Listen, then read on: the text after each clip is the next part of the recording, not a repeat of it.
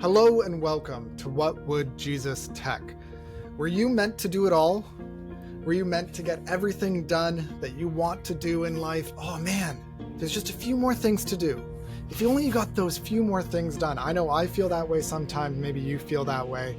All of us have these demands on our life, but we were not meant to do it all. According to the author of the book by that title, You Were Never Meant to Do It All. It's a 40-day devotional on the goodness of being human. Thank you, Dr. Kelly Kapic, for joining us today. So fun to be with you. Thanks, Andrew. Thanks, Austin. I was mentioning to Kelly prior to hitting record that he's been on this podcast before without being aware of it. We just used his audio from other places and listened to it. So you've heard before, if you've listened to the episode on the tyranny of time, we talked about that. That's one of the chapters in this book. And we talked about clock time. And Joel and I were like having this existential crisis about, wait, maybe we don't think about time properly. So you can go back to that episode, or maybe we'll even get into it here. And the other episode was the 5th episode that might be one of the ones that I've heard has supported people. Like, people have come up to me in person and said, this really changed the way I've thought about myself. This idea of limits. Why don't we start with just this idea of you were never meant to do it all? And to me, especially with the way that the book was designed, it looks very similar to the other book that you wrote, You're Only Human. So in my mind, this is like a two-pronged book, or so to speak. There's two books that they kind of go together. What was the motivation behind both of these projects? Yeah, great question. And thanks again for having me. The larger book, for people who haven't seen it, is called You're Only Human. And it is me working through in my own life and theology. I'm a theologian by, I teach at a Christian college, and I'm a theologian and write and that kind of thing. But I have for decades, I'm a driven person. I'm someone who wakes up and makes the long to-do list.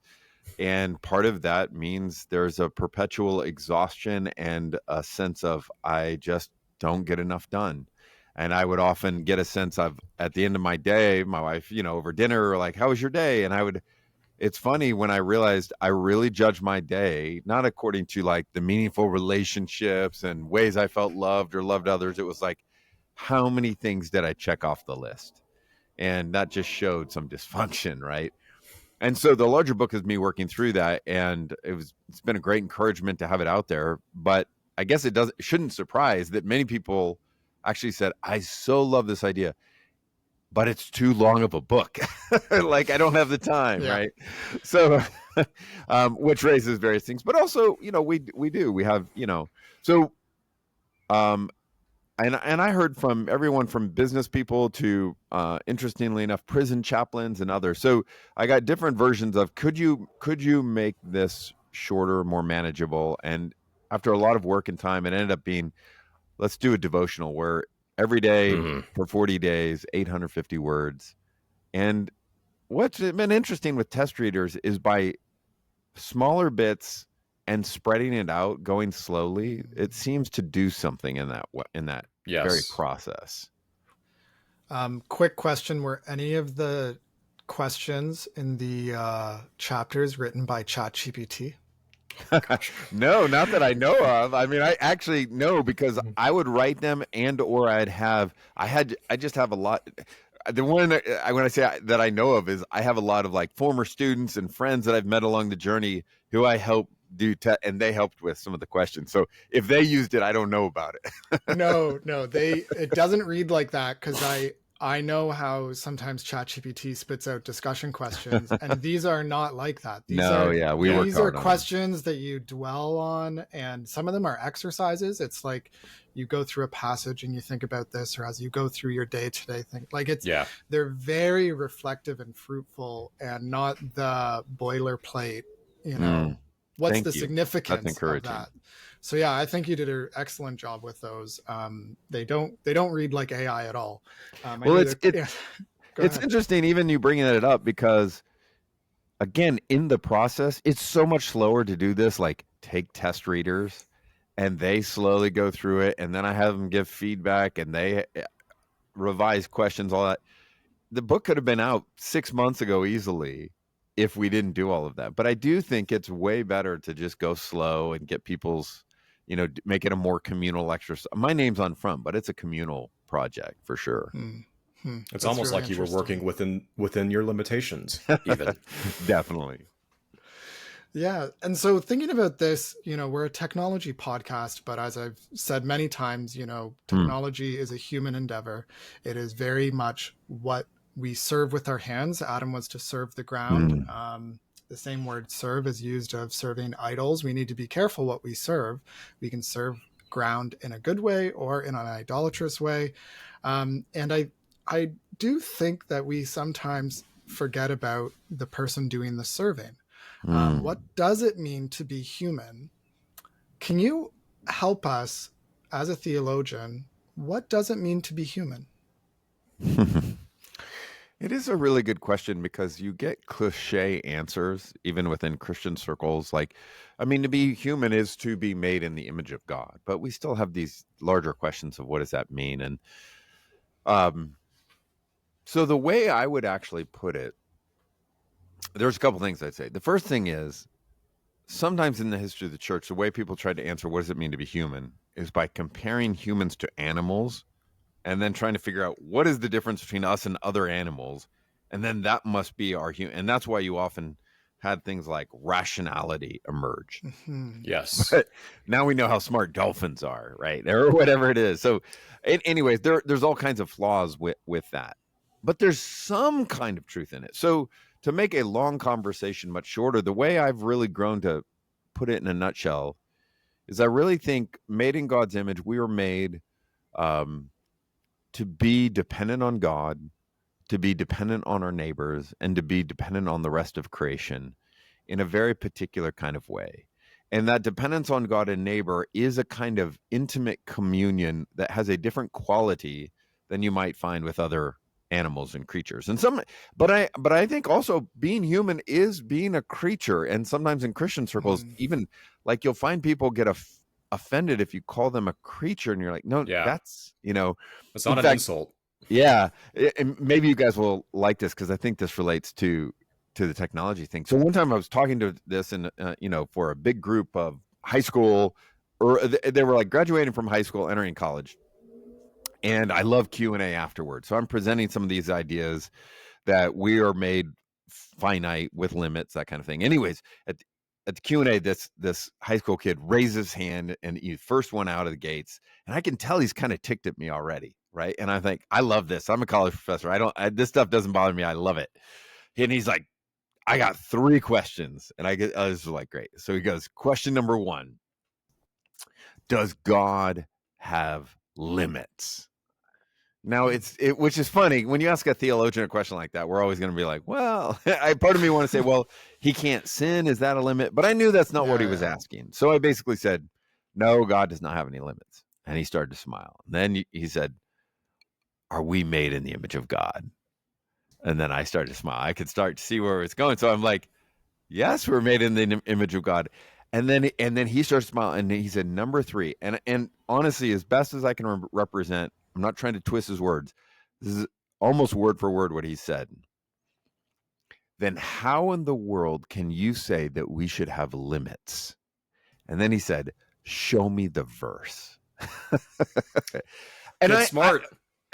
Part of what I loved about this is I'm not interested now as I unpack it on picking on this like 18 or 19-year-old kid. That's not what I'm interested in.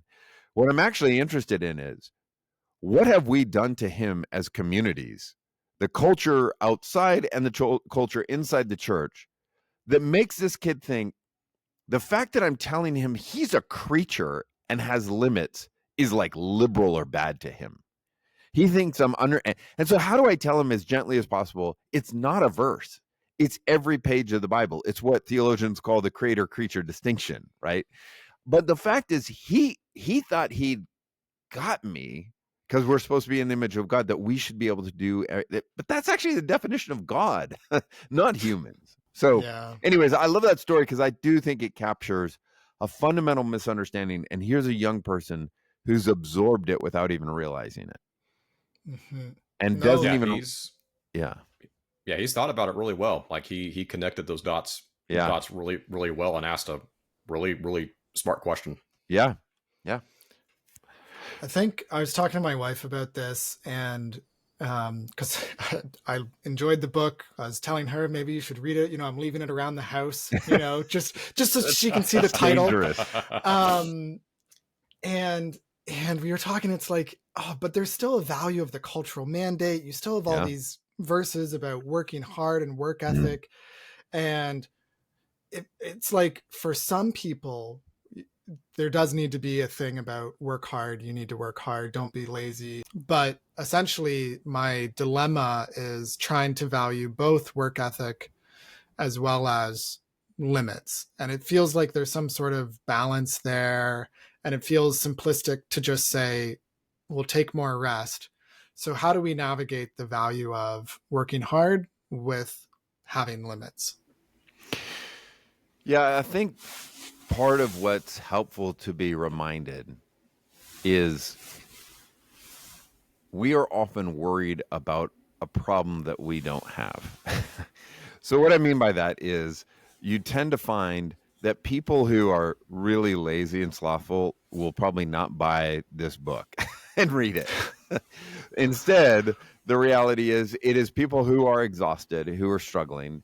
But then as they read it and start to take some comfort, they'll think, yeah, but what if I become slothful? What if I become lazy? And I actually think what I've actually found is for many of us, the strange part is it's two sides of the same coin. You find those of us who work super hard often can flip and become lazy or whatever. And part of it is because we don't honor the rhythms of work and rest. And so we'll work so hard. And then that's why we do things like binge Netflix for hours and hours, because it allows us to distract ourselves, right? I remember talking to a very prolific author one time, and he's like, Kelly, I am so lazy. And I thought, I know your work. There's no one no one I know would call you lazy. But his self-perception was, and so his idea was, if I just let off the gas a little bit, I'm not going to do anything. And so part of it is learning how to rhythm. Yeah, every time I say that I am lazy, my wife gets genuinely angry at me. She's like, what do you mean you're lazy? Like, you wanting to take a day off is not you being lazy. Why are you saying that about yourself? Exactly. And that's what I'm very interested in, is those internal voices. When we're Christians, I think we easily confuse them with God. Oh, yeah. And it may come from, parents. It may come from some poor preaching, whatever it is that's influenced us, other cultural things. And because we kind of think maybe that's God, it really drives us when we have a compassionate Father who made us and knows exactly our limits and is fine with us enjoying creation and resting and daydreaming, which also, it's fun. It's interesting, even with your guys' work. I'd be curious what you say about this. You may know some of the research that's coming out are things like what we call daydreaming. There's more and more evidence to suggest this is exactly what's needed for creativity, for progress in work. And when you try and treat us like machines and you cut that stuff out, you actually undermine all of that. Yes, totally. It's fascinating, and it's also just practically true. Like, when I first heard that thought, it's just like, that just makes so much sense. Like, anytime I have a long daydream spell, it doesn't usually result in me getting less work done. If anything, it actually results in me probably getting just as much or even more done and doing it better. Yeah. No, and I'm always hesitant because I don't want, and I'm sure none of us want, is the tail to wag the dog, right? It's kind of like where, Google discovers if you can make employees happier, they'll work longer, be more productive. And all of a sudden you're starting to monetize some of these things in problematic ways. But nevertheless, it also shouldn't surprise us that when you have good rhythms of rest and work and labor and other things, there are benefits. There's social benefits, mental, physical benefits, and that shouldn't surprise us. So what would you say, like, we need to talk about the limits that God created us with. How do we then factor in that going back to Andrew's point earlier about the cultural mandate, that as part of having dominion over the earth and subduing it, we create tools that extend our limitations. We create tools that allow us to do things that in our creaturely design we would not be able to do otherwise. At what point did we say this is a good extension of our creaturely limitations, and at what point do we say, okay, this is pushing way beyond the boundary here? It's such a good question, and I love that you guys are a technology podcast trying to think through this, because again, I think there's a misunderstanding when I talk about the goodness of our limits. I don't mean that we're never to push against them, right? Anyone with any kind of athletic background is going to tell you the only way you grow muscles is, what is it? Ripping them, and all of that stuff. And you do have to push yourself in order to grow. This is how our brains work. This is how we grow in skills as carpenters, as whatever it is. So I'm not opposed to that. As I've thought about it for a long time, I think for me, the simplest criteria, at least as a starting point, is to ask this question: how is this affecting the community, and how is it affecting me? Yes. Because I find when we are asking about pushing against limits, it is legit. We're not the best judges ourselves often. So if you're married, if you have children, if you have friends, if you're in a church, or actually even physical neighbors in your neighborhood, like how do these things, whatever we're talking about, how are they affecting the relationships? And I think that conversation can greatly reshape those. It's not always pushing against limits, but it starts to shape them, give a certain pace to pushing against limits, some of those things. What would you say then? So what would you say in terms of pushing limits? At what point limits are getting pushed too far? Like, what would be the signals suggesting, like, hey, maybe this one thing that's increasing your limit is you're going too far here? Like, the athlete example is actually a good example there, because you can feel physically when your limits are being pushed, but also when they're about to be too far. What about in other areas of life?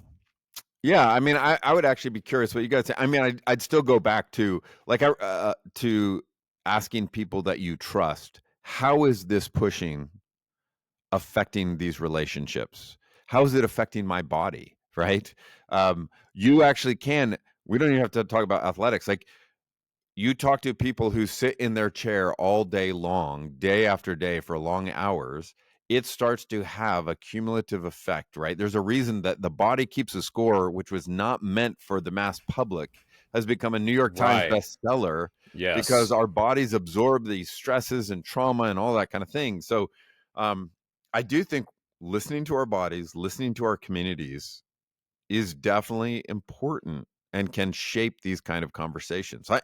A simple example, this isn't perfect for what you're talking about, but I remember when my wife and I moved to London for me to do my PhD, and we hit the ground, and I think I was just so insecure, so panicked. Am I smart enough to do this? Can I get it done? I need to get a job. That, like, the next day I was at the library and I was working all day. We'd have dinner and then I'd keep working, and finally, like, I don't know how many months in, 4 months in, she said, okay, you're done. She said, because even though we'd been married for a while, we didn't have kids yet. And she said, you're going to start thinking this is normal. I'm not interested in being a single parent. I'm not, like, this isn't good for you. And we had to make some commitments in our case of, I would work really hard, but then I would call it quits at 5, because there was all kinds of other things to do in life. And I wouldn't do it on weekends. And God, in his graciousness, really honored that. It was very scary, but there was something about that. It wasn't that I wasn't going to work hard, but I was letting anxiety make me never stop working. Yeah, the anxiety question, I think, is really important, because the anxiety that we feel about ourselves and about our work is often the thing simmering under the surface that's driving us to push our limits in unhealthy ways. What would you say, like, if you could go back and have that conversation with yourself during that period of time about the anxieties that you were feeling, what would you have said to yourself? Yeah, that's a good question. I think in some ways, I think I would have said what my wife said to me. She was giving me limits, but she was giving me a different vision. And so maybe actually to draw from her on a different thing that I found very helpful. So before this, even a year or two before, we had been married like 4 years, 5 years, and I had never been away, but I went for 6 weeks to study at Oxford in order, to prepare and in order to try and get in, right? And I was working my tail off. I mean, this was back, there was no, I had to go to a phone booth to call my wife. This is back in the early 90s. But anyways, and I was feeling so much anxiety and stress. And I remember she sent me a physical card that she had made this book, and just with some basic drawings. And the front picture was little me holding this gigantic earth on my shoulder. And it's so obvious from the picture, the world is crushing me. And when I saw it, I almost started weeping because it totally fit That's my powerful. emotional state. And then I turned the page, and she had done just simple hand drawing, and it was this massive cross and a tiny earth on one of the sides. And it just crushed me. That's powerful. That's so powerful. Because it was like, yes, you can't carry this, but Christ can. And that's the whole, when we're trying to carry all of this, it's more than we can. Another, just a simple example, I know this isn't tech, but next Saturday, my son gets married, which is exciting, right? Oh, congratulations to him. Thank awesome. you. But part of what's interesting is to move to adult children, right? When they're young, you have the myth of control. You're never actually in control, but you have more control. And so you get the myth of control. Right. But as they get older, it becomes clear. And I've been talking now for years to people ahead of me asking for advice. And it really comes down to, what advice you have? Pray. Oh, yes. It's really what you've always had, but it just becomes more clear. And I think that kind of dependence is always there, but we can get the myth of having more control than we actually have. And that's when the world crushes us. All the anxieties and pressures crush us. So maybe that helps. That's really helpful, Kelly. In thinking about the physical body, I've found it helpful, the one chapter that you had on the holy kiss. Yes. And the value of, and like you show all the places in scripture where Paul commands us to greet one another with a holy kiss. It's hard to wrap our minds around it in Canada or America because we don't do that on Sunday, but we do have some similar things. How might we think about that command and the value of our physical bodies? Because I think that's where a lot of this comes back, like you guys were saying earlier about the anxiety that's caused and, what's on the rise, stiff necks, dry eyes, sore backs.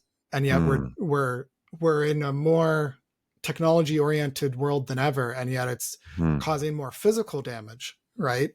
So it feels like we need to do positive things with our physical bodies. And I think to Paul's point about holy kisses and how our worlds would change if there was more physical affection. Yeah. I love that you brought this up. And it's just amazing. There's so many things I'd love to talk about with this, but I love that you brought it up today because earlier this morning, I went to the barber. And because there's a wedding next week, I actually paid for a real barber and not Great Clips. If that means anything in Canada, it's like no, I know what you're. I understand. I understand what this means. So, anyways, I go to like a real barber, and so it's like a 45-minute thing. And so we're talking. He turns out to be a Christian. He's like 37, is what he said. So we're talking, and he became a Christian later in life, and he's talking about his vocation as a barber. And it was amazing. One of the things he brought up was how powerful it was to touch and how he's seen, and we're just talking totally appropriate. I mean, he's just touching heads. He's touching shoulders, that kind of thing. Yeah. And so I started to talk about these things with him because I've been a college teacher at Covenant College since 2001. And one of the things I've heard consistently from students after they graduate that surprises them is our culture says, hey, if you're going to be an adult, you should live on your own. And so many of these, they'll go, they get an apartment, they get a job. And the thing that surprises them and depresses them in a way they never expected is they can go weeks without touch. Yeah. Healthy, appropriate touch. And when they talk, because when they were in college, they're like hugging each other, they're rolling on the grass, they're having fun. And then all of a sudden they're in a professional environment, they live on their own. And it's a deep thing, which also is why the abuse of touch is so wicked, right? Yes. Especially when it happens in the church. And so I'm all for strong child protection policies in our churches. We need to be wise, all of that. But I want us to not be naive like we've sometimes been, but I also don't want us to overcorrect. And touch is so valuable. And the holy kiss is important. And in the ancient church, the research for this, I love, because all of a sudden you realize, oh, women and young people in particular were so abused in the ancient world. And when you read about like the tutor system, we hear about tutors, we don't think, but it was perverse. Horrible. And Just absolutely these horrible. were victims often of sexual abuse. And in the church, your body was supposed to be honored. And the imagery was, we're a family.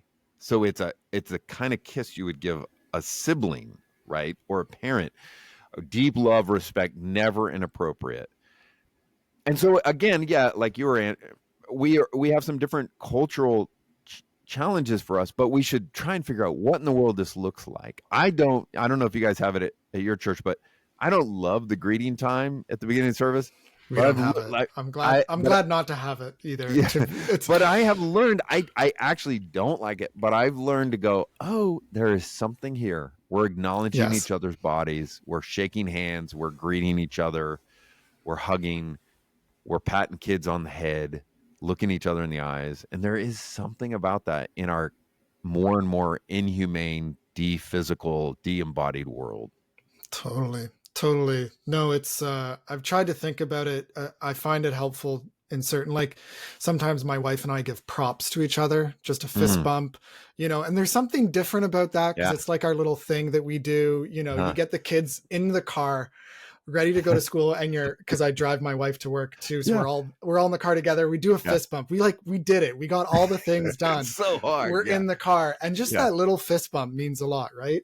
Yeah, that's great. So physical contact, making it unique. If you have secret handshakes, all that kind of stuff.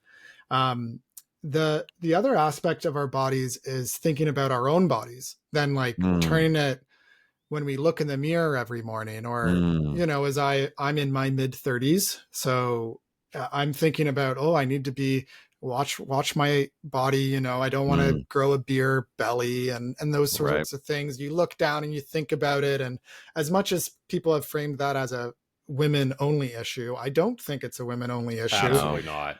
And especially in the tech space, this has been like, we've seen it with Mark Zuckerberg's reinvigoration of himself. There is a huge emphasis within the tech world of, you're not going to just optimize your work self. You're going to optimize your body, your physical body. You're going to min-max your diet, min-max your exercise. Like you guys everything. would probably know. Yeah. Isn't there a guy who's got like a YouTube channel who's in the tech space who's trying to live forever, and he's doing all of this and you can, I don't remember his name, but you guys might know. You're right. And the data starting his own religion. Yeah. The data is, it used to be heavily female oriented, but every year the statistics of eating disorders, etc., are going way up for males. Still behind, but they are quickly catching up. Yeah, the whole gym culture phenomenon of social media culture is body dysmorphia for males. Like they're looking at guys like not just Andrew Tate, but like all of the other guys that have kind of risen in that orbit. And it's all about physical appearance. It's all about their physique, and there's ways to overcome their limitations to get that. Yeah. If you just buy this product. Well, yeah, there's a lot of that too. So I guess one of the things that interests me, I remember first reading your book, You're Only Human. You have the section on kind of challenging, does God really love you? Do you think that? Does God really love my physical body? That was a powerful chapter. Very powerful. Help us, unpack some of that to just help the penny drop again for me. Because I find myself forgetting it. Yeah. I mean, it part of what clarified it for me, and often these things are because, you write them because you're working through them yourself, right? It's not just other people. But often, for example, I've had students in my office and we're talking, and because they're dealing with some hard things. And if I'll ask them, hey, in light of some of the things we've talked about, do you think your mom and dad or a particular parent, do you think they love you?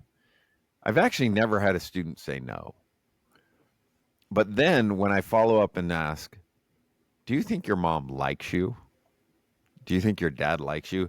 It's so often the tears just start rolling, right? That because and what it revealed to me is for a lot of us, love has just become a word of obligation. Like, of course, my parents love me. That's the job description. They don't have a choice. They gotta love me. It's a duty and an obligation. That's exactly. Owed.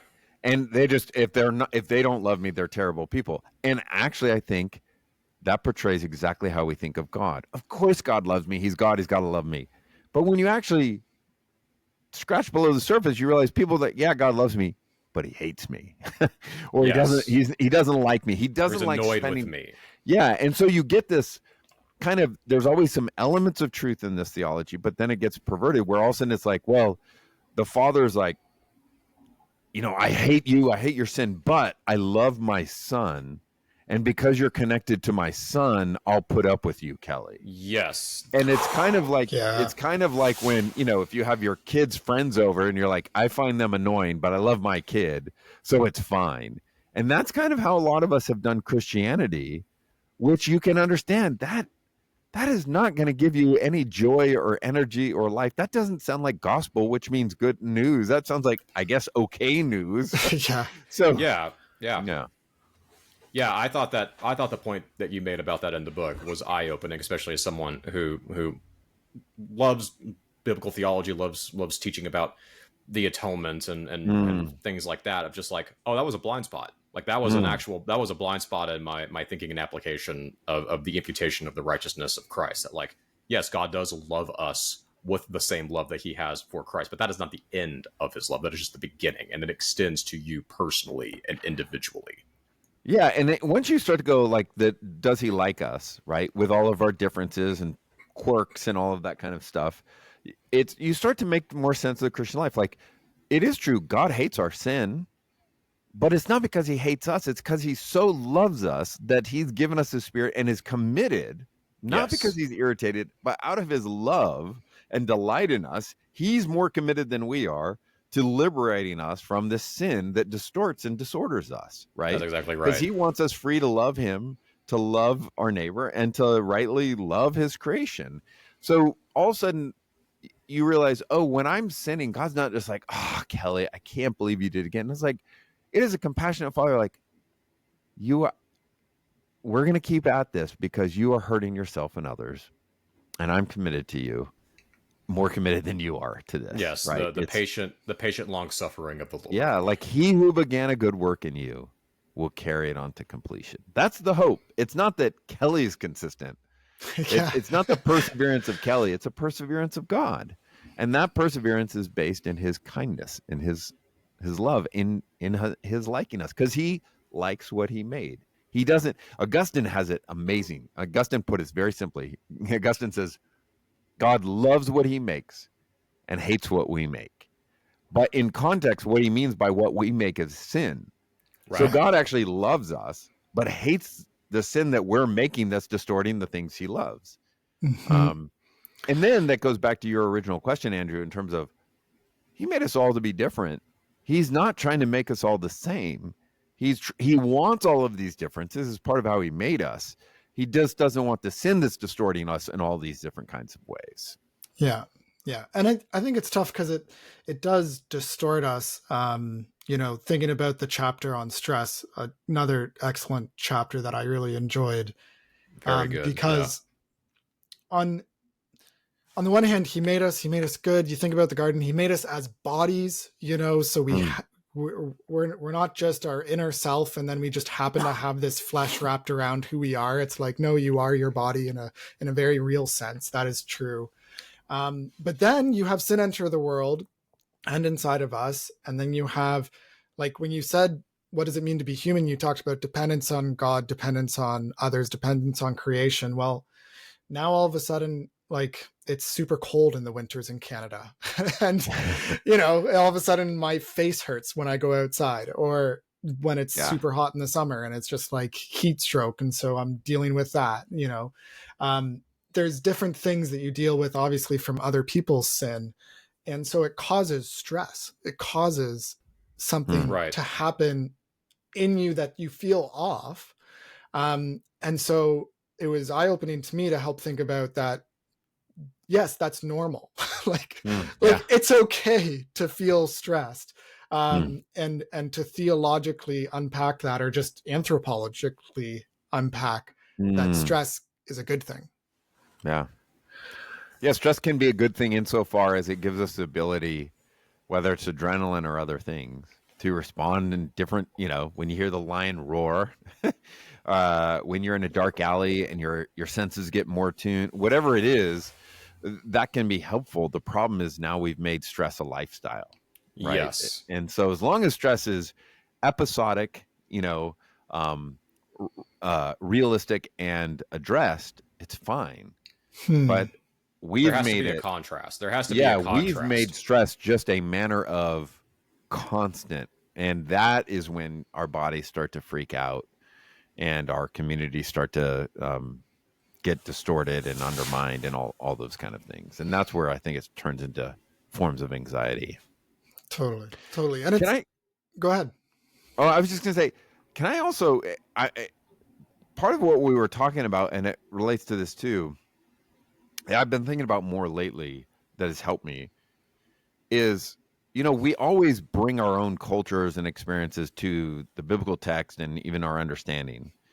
And so whether it's stress or anxiety or even just how we think about these things, we'll talk about our differences, and we will use the biblical idea of, some of us are eyeballs and some of us are big toes and some of us are thumbs. Yeah. Right. So we say that, but I don't even think we realize how much of a Western frame we put on it, because our whole point is, yes, it's true. You're an ear, but you're not an eye, but that's cool. But we imagine it as if the ear is a thing on its own, because we are so individualistically driven. Yeah. We think there's a million different parts and you're just one of those parts. And yes, we're all different. That's the main point. But actually the metaphor, the image is a lot more nuanced than that. And modern science and understanding only increases that. The idea is like an ear is made up, whether you go to the molecular level or not, there's no ear.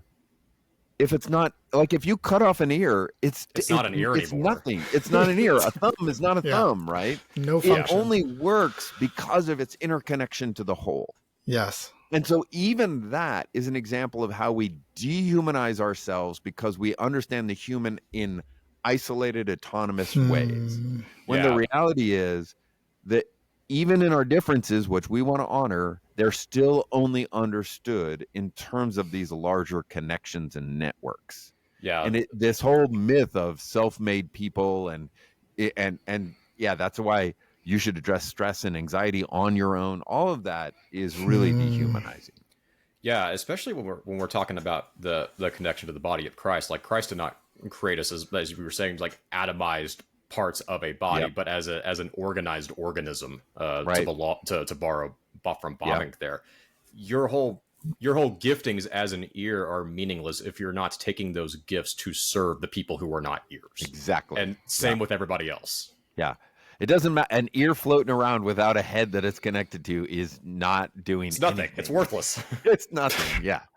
Yeah. But we've missed that, even though it's obvious once you slow down and realize it.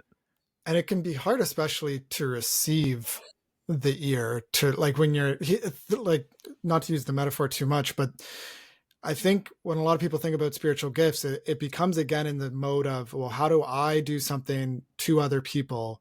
Not recognizing that part of living as a Christian is being dependent on other Christians. Other Christians need to be there to help you. And they are, and sometimes we just don't ask. Like many of us, I think Jake Meter wrote about this somewhere. He's like, the hardest question to ask as a Christian sometimes in the modern church seems to be, can I get some help? Yes, we've very much built so. up this sense of self-work, and maybe it's because it's not just Pauline work ethic from the Bible, but it's American work ethic, which is individualism. And so, you know, it's so tough because I know the dangers of this. Again, talking to my wife about this, it's like you can end up, there are some people, they're not very common. They're like 1 in 1,000 who they do just cling and attach. Abuse and it. they ask. Yes. But for most people, and probably the person who's listening to this right now, you need to be more okay with reaching out to your parents, your neighbors, your Christian small group, your pastor. Is there any way I could get some help? Yeah. And it's just so hard to get to that point of realizing the interdependability of the Christian life. Yeah. I love how you put that. It kind of reminds me of studies on shame, where that's good. Shame grows in power with darkness, right? And the only way, and this is like in the psychological literature, I actually think it's biblical, but the only way you address shame is by bringing things into light. The way Brene Brown talks about it's vulnerability, but that's also a biblical category, right? And you and I, all three of us have experienced this. People listening to this, it's so scary to be vulnerable in whatever form. But so often when you're vulnerable, all of a sudden you're amazed at what comes back, and people are vulnerable with you. And you thought, wait, I thought you were much stronger than this. I'm the vulnerable one, right? And so it needs to be, in the end, you know, Andrew, like your wife has legitimate concerns, but in the end, you're looking for a mutuality here. Not everyone's the same. Some, you know, someone with means might have certain strengths than others, but any healthy relationship each side needs to see that they have something to give. I mean, I work with the economist Brian Fickert, who wrote When Helping Hurts, and we wrote a book called Becoming Whole. But part of the argument there is that well-meaning Christians and others, we like to give to materially poor people, but we like it in terms of, I'm here with the answers to give you solutions and to be the hero. Yeah. Yes. And that actually distorts their dignity, all that. So actually what you really need is no matter who has money, who has education, whatever, you have to, in your soul, in the depths of your being, learn to believe, not just pretend, but learn to believe and know that both people or communities in this have something to give and receive. And materially poor people have tremendous gifts and insights that we can learn from. And until we get that, we're impoverished. We need each other. Yeah, I think anyone who's ever done a short-term mission trip, whether overseas or even just nationally, like going and doing construction work or working in poor underserved regions of the country, like knows that you go in thinking that you're here to help, and you come back thinking, oh no, maybe I was the one that actually needed some help. If it's a good trip, that's what you think. If it's a good trip, there's plenty of bad trips. I've got my own fair share of them, but the good ones, I left thinking, oh, I had something that I needed help with that they helped me with. Yep. And deep stuff like, oh, I thought I believed in God, and now when I've been with them, I think God might actually exist. You know, like, they have real faith. There is a profoundness. They understand things about God that I have not really. It doesn't matter about my degrees. And So kind of thinking about the future and thinking about how technology is going to increasingly be part of people's lives. I mean, we're already in a digital age. We're moving into an AI age. I was talking to somebody the other day, and it's kind of like the internet, for as dehumanizing as it is, it's the most human that it is as it's ever going to be right now. Because in the future, the internet is going to be increasingly made by AI. Not only that, but because AI, just like Google was the place that everyone wanted to have their stuff show up, so then people changed their blog posts so that it would show up on Google. Well, now people are going to change their websites so that it will show up on generative AI search. Yeah. Because so not only will there be more AI generated content on the internet, but the internet will be increasingly dehumanized because it's going to be stuff that's made for internet algorithms. So again and again, It's just like, Yeah. you think the internet's bad now? Well, just wait another 10 It's years. nothing. It's nothing. Really? Absolutely nothing. No. Guys, So I think about you're depressing. sorry. But it's good. the hope is the good news of the gospel, that Jesus loves us and likes us. And he is going to build his church where there's a place of physical proximity, where you can feel someone spit behind you on your neck as they yell whatever they're yelling, off key. There's a woman in my church who is short because of how old she is, and she is frail, but she still raises her hand up to her waist when she's worshiping God.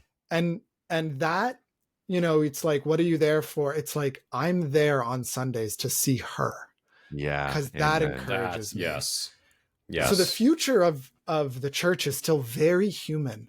Yeah. And I wonder, when you think about the future in a technological age, and I know you've thought about technology as well, what do you see as kind of what churches should do or emphasize, or what's your guidance to Christians in an increasingly tech-filled era? Such great questions. And it's a longer conversation, but I really love where you were going, and that's the direction I would go too. Is I think the best apologetic for the church right now is not like philosophical arguments for the existence of God or anything. I really do believe the best apologetic for the church right now is helping people understand what it means to be fully human. And that looks like being with other humans in relationship, sharing meals, laughing, crying together, holding babies, weeping at funerals, and in an increasingly isolated world that isolates not just like elderly people, but teenagers, right? Sex, premarital they don't sex hang out with each other anymore. Teenagers, premarital sex is going down among teenagers. People are like, oh, this is great. No, it's not great. No, it's not. Right. Like I mean, yes, it's good, but they don't text. They don't. So I do think the church, because you have some people in the church like, we just got to lean into the technology. We got to be more like, no. Go more human. Be more counterintuitive, right? There is something very powerful about leaning into the reality of our physicality. Bring back whatever a legitimate holy version of the holy kiss is. Bring back real small groups, shared meals, bread and wine, water, baptism. We got to lean into our physicality. Yeah. And I would just say, for me, I've really leaned into this idea that the goal of the Christian life is not to become superhuman, but fully human. And that's what we're inviting people into. That is a great word. Amen. Yeah. I remember someone was saying how they're going to leave the Christian faith, but they don't want to leave church because they know that there's no other community that will bring meals to new moms. Yeah. There's just something about the Christian church that they're like, oh, you've been in hospital. We're going to bring you a frozen lasagna. Yeah. I love the people. There's the text that you can get. How can I help? And that's amazing when someone texts that. Yeah. But there's also the text that says, hey, I'm coming by later tonight. Yeah. I'm bringing a lasagna. You're not allowed to say no. Yeah, I won't bother you. I won't, I know you're going You don't even need to talk. You don't even need to say hi to me. I'll leave it at the door if you want, whatever. Yeah. It's that, and that shows people that understand. Yeah. And that's what happens in the church. And so I'm thankful to be part of God's family, and I'm thankful to depend upon it, because I'm not on my own. I am only human. And as this book says, I was never meant to do it all. So thank you so much, Kelly Kapic, for chatting with us. This was fun as well as deep. So always great to chat with you. What are you up to next? What's your next project? Yeah, thanks for asking. I had a number of projects I've honestly been working on for like 8 years. So a bunch of things in the next 18 months come out. But in November, December, I have a book more technical called Theology of Christian Life. And it's the theology behind Christian life. So I'm very excited. That's kind of the big project I've been doing for 8 years, and I really hope it helps and encourages people. And then I have something on a guy named John Owen, and then but the other really practical thing is probably a year away. It'll come out, but it's on suffering, and I wrote it with a psychologist and another theologian philosopher, growing out of some research with the John Templeton Foundation. So I'm excited. That's about fascinating. That too. That'll be very, very good. Thank you. Well, we'll see. I have high hopes for it. When I hang up with you guys, I'm still doing edits on it. So very good. Well, thank you so much for your time. Listeners can. This book just came out by Baker. Kelly Kapic, You Were Never Meant to Do It All, or get his other book, You're Only Human, if you're into a longer read, or you can get that on an audio version, which is how I ended up going through it while I was doing the dishes, because I just got to be productive. Oh, wait, maybe I need to go back to the book. But yeah, no, this has been a pleasure. Thank you for listening. Use tech, find rest, glorify God. You can support us on Patreon to keep episodes ad-free and get some bonus content there, as well as join our Discord group if you're so inclined to chat there. Thanks for listening. Take care.